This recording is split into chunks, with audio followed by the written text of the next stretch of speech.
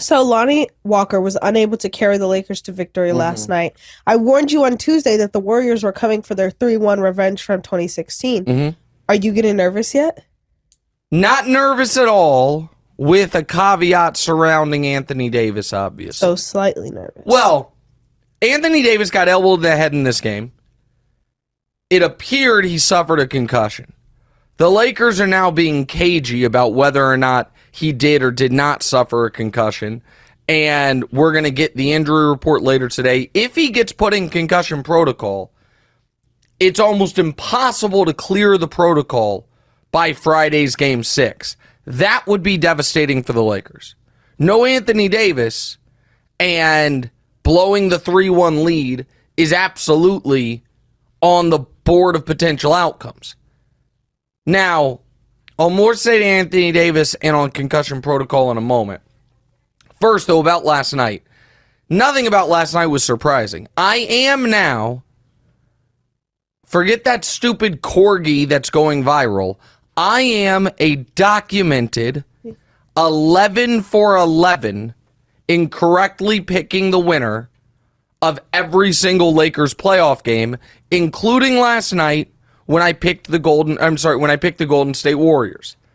The Warriors were not going to lose 3 straight. They were not going to be eliminated at home, and the Lakers were just by nature going to relax a bit, because they knew they had Game 6 at home waiting for them. But you got to win the Game 6, and I believe they will win the Game 6. I even believe they could win the Game 6 if Anthony Davis doesn't play. It would take a throwback LeBron performance, but when we say throwback, we don't mean throwback to 2018. I mean throwback to mid-January. The month of January, LeBron averaged 35 points per game. Now, that's before he injured his foot, and he has not looked quite the same since then. But I wouldn't give the Lakers a 0% chance of winning a home playoff game against the league's worst road team, even if AD is out. But it does drastically change the math on the series. And I'll talk about what happened in last night's game pre-Anthony Davis injury in a second. But first, I want to have give you my honest thoughts on the NBA when it comes to concussion protocol. And this is not about Anthony Davis. This is something I have said publicly and privately before. It's not a very popular opinion, but my job isn't necessarily to be popular, it's to be honest. Totally understand why football needs a strict and distinct concussion protocol. I get that. Hockey, sure. Those sports makes all the sense in the world. Basketball, in my opinion, is a little different. Why? It's still the same health for the players, though. But the risk of suffering another concussion is so much lower. Exponentially lower. Well, yeah, but also, I feel like, I guess so, yeah. I mean, it is almost impossible. It was really strict with volleyball, too. And volleyball's one. Oh, sure. So volleyball's, and I was including, the major American pro sports. I'm just saying, volleyball. A lot of sports have. Soccer. Have a lot of them, because either you have, in soccer, it's the headers. Because I'm very concussion prone, I get that. Yeah, it's in volleyball, it's the trajectory of the ball. Football and hockey, they are physical, violent contact sports. Anyone that plays pro football for any amount of time, it is almost impossible to finish an NFL career and have never suffered a concussion. NBA guys can go a decade-long career and never suffer a concussion.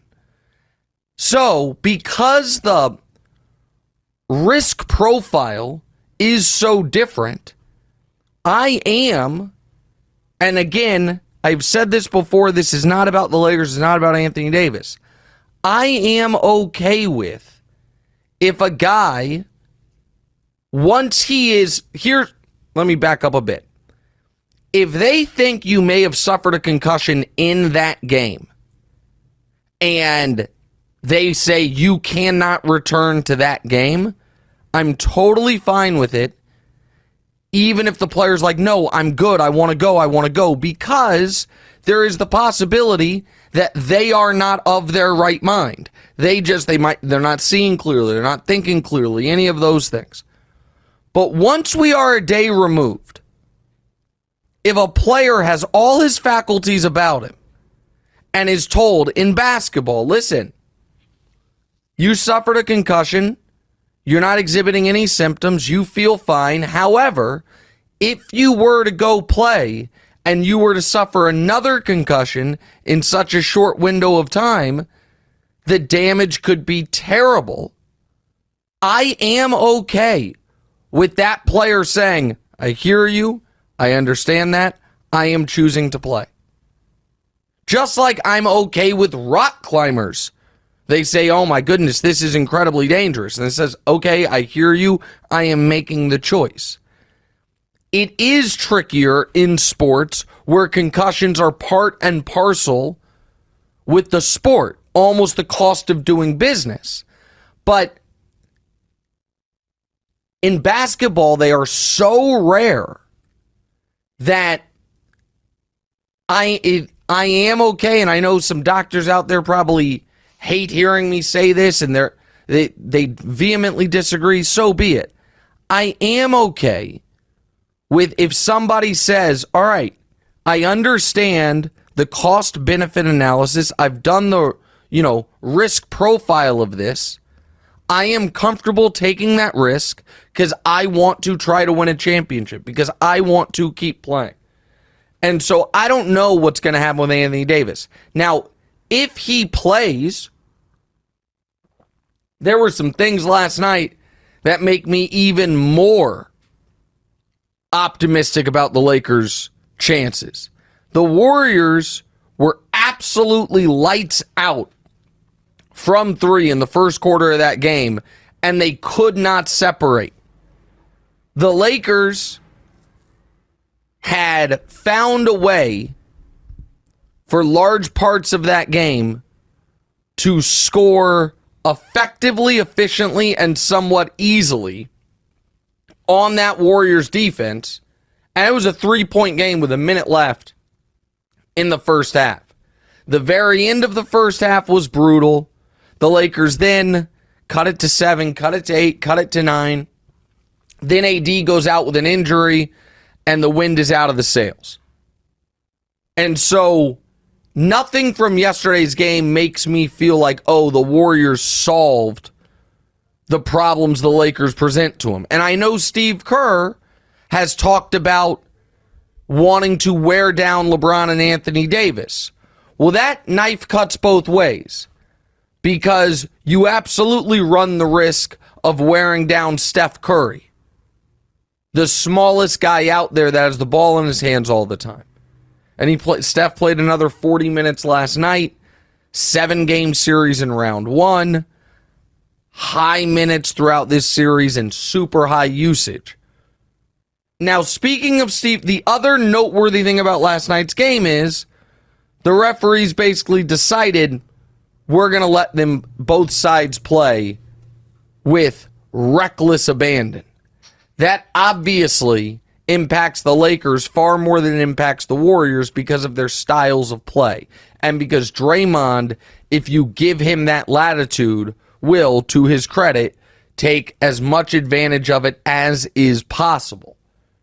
I do think Steve Kerr had a little gamesmanship when he was whining about the alleged flopping on what were clear and obvious illegal screens.